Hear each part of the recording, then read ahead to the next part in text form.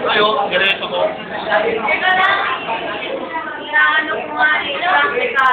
Natutulog po siya sa klase. Kaya po wala siyang pinapalang exam. Ganyan po talaga ang buhay ni Gagambino. Kasalukuyan po siyang natutulog sa klase. At wala po siyang pinapasang subject. Ganyan kalupit ni Gagambino. Habang lahat ay busy sa pag-aaral, ang isa pong itong natutulog, ang pangalan po niya, Gagambino Guevara.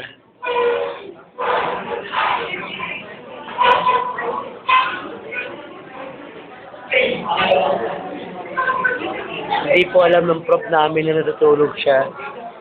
Kaya wala po siyang pinapasang exam, quiz. Wala po siyang ginawa kundi matulog sa klase. Yan po si Gagambino.